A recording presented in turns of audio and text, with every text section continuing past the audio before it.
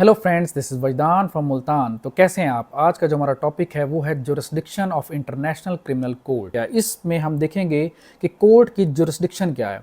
इस टॉपिक के अंदर हम मेनली 5 पॉइंट्स को डिस्कस करेंगे। सबसे पहले जुरिस्डिक्शन सिंपल क्या होती है और कोर्ट की क्या जुरिस्डिक्शन होती है। फिर कौन कौन से क्राइम्स हैं जो कि जुरिस्डिक्शन में आते हैं आईसीसी के, और कौन सी ऐसी प्री कंडीशंस हैं जिन पर आईसीसी की जुरिस्डिक्शन को ट्रिगर किया जाएगा, और कौन कौन से मोड्स हैं जिन पर आईसीसी की जुरिस्डिक्शन जो वो इन्वोक की जा सकती है। और लास्टली हम ये देखेंगे कि जुरिस्डिक्शन की कितनी टाइप्स हैं। तो स्टार्ट करते हैं अपने टॉपिक को जुरिस्डिक्शन की एक आसान डेफिनेशन से। Jurisdiction is basically the extent of power and authority. Simple कि आपकी पावर और अथॉरिटी जो है उसकी जो एक्सटेंट है दैट इज़ जुरिस्डिक्शन। जब हम कोर्ट की बात करते हैं तो कोर्ट की पावर और authority to hear and decide the cases is the jurisdiction of the court. इसका मतलब है इस टॉपिक में हम ये समझेंगे कि इंटरनेशनल क्रिमिनल कोड जो है उसकी क्या पावर है, क्या अथॉरिटी है केसेस को सुनने के हवाले से। तो जो हमारा सेकंड पॉइंट है वो है कि कौन कौन से ऐसे क्राइम्स हैं जिन पर इंटरनेशनल क्रिमिनल कोड की जुरिस्डिक्शन आती है। 4 तरह के क्राइम्स हैं। सबसे पहला क्राइम है crime of genocide. Genocide is basically a killing or a murder of a person or a member of a group on the basis of the affiliation of his membership of the religious group, ethnic group, इसके बाद national group और ethnic group. इन 4 जो affiliations की वजह से अगर किसी को मर्डर किया जाएगा तो उसे कहा जाएगा कि ये जिनोसाइड है। मिसाल के तौर पर कि अगर मुसलमानों को इस वजह से मारा जा रहा है कि वो मुसलमान है तो ये एक एफिलिएशन है उनकी एक रिलीजियस ग्रुप के साथ, तो इसको हम कहेंगे कि दिस इज़ जिनोसाइड। इसी तरह से अगर हम देखें कि पैलेस्टाइन, मैंने एग्जांपल पैलेस्टाइन की दी है कि पैलेस्टाइन में मुसलमानों को मारा जा रहा है तो दैट इज़ जिनोसाइड, जो कि साउथ अफ्रीका ने क्लेम भी किया हुआ है कि ये जिनोसाइड की डेफिनेशन में आता है। इसके बाद हम देखते हैं crime against humanity. Crime against humanity क्या है? ये एक सिस्टमेटिक और एक वाइड सेपरेट अटैक होता है जब कोई इंडिविजुअल सिविलियन पॉपुलेशन पे करता है। सिविलियन पॉपुलेशन का मतलब है वो लोग जो कि नॉन कम्बैटेंट्स हों। अब इवन जो हमारे कम्बैटेंट्स हैं उनकी जो फैमिलीज़ हैं वो भी सिविलियन की डेफिनेशन के अंदर आते हैं। तो अगर किसी सिविलियन पॉपुलेशन के ऊपर एक सिस्टमेटिक और एक वाइडर अटैक किया जाएगा तो वो क्राइम अगेंस्ट ह्यूमैनिटी की डेफिनेशन में आएगा। नेक्स्ट है वॉर क्राइम्स। वॉर क्राइम्स वो ऑफेंसेस हैं, वो वायलेशंस हैं जो कि डिफाइंड है जेनेवा कन्वेंशंस 1949 के अंदर। 4 जेनेवा कन्वेंशंस जो हैं उनमें कुछ प्रोटेक्टेड ऑब्जेक्ट्स हैं, कुछ प्रोटेक्टेड पर्सनस हैं जिन पर अटैक नहीं किया जा सकता। मिसाल के तौर पर बच्चों पर, औरतों पर, सिविलियन पॉपुलेशन पे, इसी तरह से हॉस्पिटल्स पे, स्कूल्स पे, फसल पे और इवन ब्रिजेस पे ये या इंफ्रास्ट्रक्चर पे आप जो है अटैक नहीं कर सकते क्योंकि ये प्रोटेक्टेड ऑब्जेक्ट्स की डेफिनेशन में आते हैं। तो अगर कोई इंडिविजुअल इस तरह का कोई वॉर क्राइम कमिट करता है तो वो भी इंटरनेशनल क्रिमिनल कोड की डेफिनेशन की जुरिस्डिक्शन में आ जाएगा। इसके बाद जो लास्ट है वो है crime of aggression. Crime of aggression जो है वो 2010 में अडॉप्ट किया गया और फिर 2018 के अंदर ये एनफोर्स हुआ। इससे पहले ये इस स्टैट्यूट का पार्ट नहीं था, रोम स्टैट्यूट का। अब क्राइम ऑफ अग्रेशन क्या है? Crime of aggression is simply कि जब एक स्टेट दूसरी स्टेट की सॉवरेनिटी, इंटेग्रिटी, टेरिटोरियल इंटेग्रिटी को वायलेट करती है, इन्फ्रिंज करती है, उसकी इंडिपेंडेंस को इन्फ्रिंज करती है बाय यूजिंग ऑफ फोर्स, तो उसे हम कहते हैं कि this is crime of aggression. इसकी सबसे अच्छी मिसाल आप रशिया और यूक्रेन की ले सकते हैं कि यूक्रेन जो है उस पर रशिया ने उसकी सॉवरेनिटी और टेरिटोरियल इंटेग्रिटी पे अटैक किया, तो इसको हम कहते हैं कि this is crime of aggression. अब आ जाएं वो प्री कंडीशन जिसकी जो कि बहुत ज़रूरी है आईसीसी की जुरिस्डिक्शन को ट्रिगर करने से पहले। वो प्रिंसिपल है, इस प्रिंसिपल को हम कहते हैं प्रिंसिपल ऑफ कंप्लीमेंटैरिटी। प्रिंसिपल ऑफ कंप्लीमेंटैरिटी ये कहता है कि आईसीसी जो है वो कंप्लीमेंट करेगी नेशनल जुरिस्डिक्शन को in prosecuting the war criminals, genocide, जिन्होंने जिनोसाइड की हो या वॉर क्राइम कमिट किया हो या क्राइम अगेंस्ट ह्यूमैनिटी किया हो या क्राइम ऑफ अग्रेशन किया हो, तो ऐसे तमाम इंडिविजुअल्स को आईसीसी कंप्लीमेंट करेगी।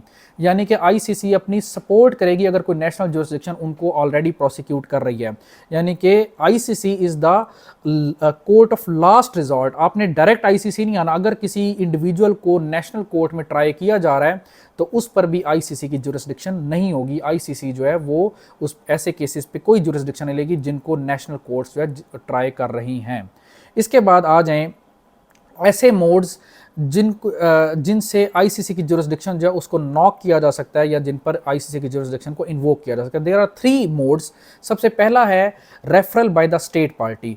स्टेट पार्टी के रेफरल का मतलब है कि जो 124 स्टेट्स हैं उनमें से अगर कोई भी स्टेट रेफरल फॉरवर्ड करती है आईसीसी को किसी नेशनल, वो उनका अपना नेशनल भी हो सकता है, नॉन नेशनल भी हो सकता है। मिसाल के तौर पर अब अफ़गानिस्तान जो है वो मेंबर है इंटरनेशनल क्रिमिनल कोर्ट की।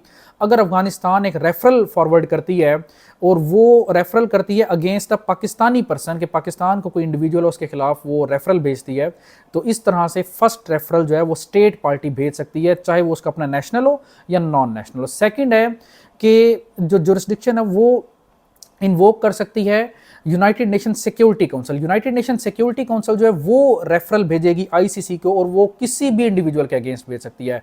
और थर्ड जो है वो जो प्रोसिक्यूटर ऑफ द कोर्ट है, जो कि एक इंडिपेंडेंट एक ऑफिस है, एक इंडिपेंडेंट एक पर्सन है, वो जो प्रोसिक्यूटर है वो भी प्रोप्रियो मोटो जो है इस जुरिस्डिक्शन को इन्वोक कर सकता है अगर उसके पास कोई वेरीफाइड इंफॉर्मेशन आई है कि कहीं पर इंटरनेशनल क्राइम्स कमिट हुए इन चारों में से कोई एक, तो वो भी जुरिस्डिक्शन को इन्वोक कर सकता है बाय प्रोप्रियो मोटो। इसके बाद आ जाएं टाइप्स ऑफ जुरिस्डिक्शन। ये जो टाइप्स ऑफ जुरिस्डिक्शन है ये हमारा आज समझ लें कि आज का मेन टॉपिक है, हमने इसको अंडरस्टैंड करना है। इसमें मैंने 4 तरह से टाइप्स को एक्सप्लेन किया। सबसे पहले टेरिटोरियल जुरिस्डिक्शन, इसके बाद है पर्सनल जुरिस्डिक्शन, और फिर है टेम्पोरल जुरिस्डिक्शन, और फिर लास्ट के अंदर है सब्जेक्ट मैटर जुरिस्डिक्शन। तो टेरिटोरियल जुरिस्डिक्शन को अंडरस्टैंड करते हैं जब भी किसी स्टेट पार्टी की टेरिटरी के ऊपर कोई ऑफेंस कमिट होगा। मिसाल के तौर पर आप मिसाल ले लें पैलेस्टाइन की, कि Palestine is the member of the international criminal court. तो पैलेस्टाइन की टेरिटरी पे कोई भी ऑफेंस कमिट होगा, वो चाहे उनका नेशनल करे या नॉन नेशनल करे, जैसा कि अब नेतन्याहू जो है उन्होंने ऑफेंस कमिट किया है पैलेस्टाइन की टेरिटरी पे, तो इसकी जुरिस्डिक्शन इंटरनेशनल क्रिमिनल कोर्ट के पास होगी। सेकंड, इवन अगर कोई स्टेट पार्टी नहीं भी है लेकिन वो अपनी एडहॉक जुरिस्डिक्शन सबमिट करवाती है, तो उसकी टेरिटरी के ऊपर भी आईसीसी की जुरिस्डिक्शन होगी। जैसा कि यूक्रेन का मामला है कि Ukraine was not the party of the international criminal court, लेकिन उसने अपनी एडहॉक जुरिस्डिक्शन आईसीसी को सबमिट करवा दी, तो अब यूक्रेन की टेरिटरी के ऊपर जो भी अटैक होगा वो आईसीसी की जुरिस्डिक्शन के अंदर आएगा। और थर्ड है, अगर यूनाइटेड नेशन सिक्योरिटी काउंसिल कोई रेफरल भेजती है तो उसमें कोई भी स्टेट की टेरिटरी जो है वो इसकी जुरिस्डिक्शन के अंदर आएगी। वो किसी भी जहां भी वो इंडिविजुअल जिस भी स्टेट का नेशनल होगा या जिस भी स्टेट के अंदर वो इंडिविजुअल पाया जाएगा। सेकंड जो है वो है पर्सनल जुरिस्डिक्शन।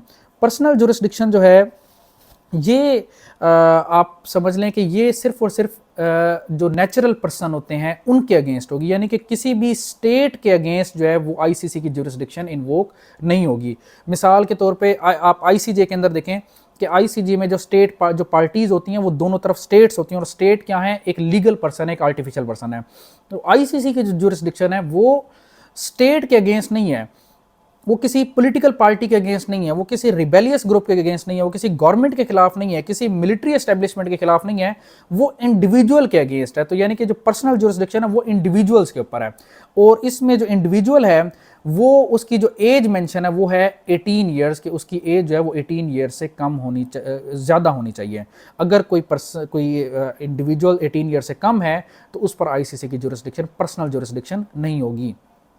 अब आ जाएं, ये भी एक क्वेश्चन आता है कि पर्सनल जुरिस्डिक्शन किन किन इंडिविजुअल्स पर होगी। वो इंडिविजुअल्स स्टेट के, जो स्टेट पार्टी है उसके इंडिविजुअल्स के ऊपर इसकी जुरिस्डिक्शन होगी, यानी कि जो 124 स्टेट्स हैं उनके तमाम इंडिविजुअल्स अगर कोई भी एक क्राइम कमिट करते हैं तो उनके ऊपर स्टेट की जुरिस्डिक्शन है। सेकंड, वो स्टेट्स जिन्होंने अपनी एडहॉक जुरिस्डिक्शन सबमिट करवा दी तो उनके इंडिविजुअल्स पर भी है। और इसके बाद यूनाइटेड नेशन सिक्योरिटी काउंसिल जो है उसके रेफरल के ऊपर दुनिया के किसी भी इंडिविजुअल के ऊपर, वो किसी भी स्टेट से बिलोंग करता तो उसके ऊपर भी पर्सनल जुरिस्डिक्शन होगी। यहाँ पर ये क्वेश्चन आता है आपके जहन में कि जो पुतिन है उसके अगेंस्ट वारंट जारी हुआ था, तो अब रशिया तो पार्टी नहीं है, इंटरनेशनल क्रिमिनल कोड की, तो जो रशिया के जो प्यूटन है उसके ऊपर फिर आईसीसी की जुरिस्डिक्शन कैसे ही रशिया के ऊपर जुरिस्डिक्शन, या जो प्यूटन है पर जुरिस्डिक्शन जो है वो पर्सनल नहीं है, उसके ऊपर जुरिस्डिक्शन वो टेरिटोरियल की काइंड है जिसमें यूक्रेन ने अपनी एडहॉक जुरिस्डिक्शन सबमिट करवाई थी। तो रशिया ने जब अपनी एडहॉक जुरिस्डिक्शन सबमिट करवाई तो फिर वो टेरिटोरियल में कन्वर्ट हो गई। तो इसलिए जो प्यूटन है उस पर जो है एडहॉक जुरिस्डिक्शन की जो टेरिटोरियल कॉन्सेप्ट है उसकी वजह से प्यूटन जो है उस पर भी आईसीसी की जुरिस्डिक्शन बनती है। अब आ जाएं टेम्पोरल जुरिस्डिक्शन पे। टेम्पोरल जुरिस्डिक्शन का कॉन्सेप्ट यह है कि वो ऑफेंसेस जो कि इस स्टैट्यूट की एनफोर्समेंट से पहले कमिट हुए हैं उन पर आईसीसी की जुरिस्डिक्शन नहीं होगी। इसकी एनफोर्समेंट है जुलाई 2002 तो 2002 से पहले के जितने भी ऑफेंसेस हैं, इवन अगर जून 2002 में भी कोई ऑफेंस कमिट किया किसी इंडिविजुअल ने, तो उसकी जुरिस्डिक्शन इस कोर्ट की नहीं होगी। और लास्ट है हमारा सब्जेक्ट मैटर जुरिस्डिक्शन।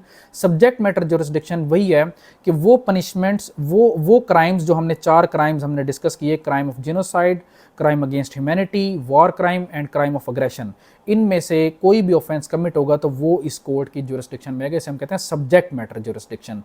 तो उम्मीद करता हूं कि आपको कोर्ट की जुरिस्डिक्शन समझ आ गई होगी। Thank you very much.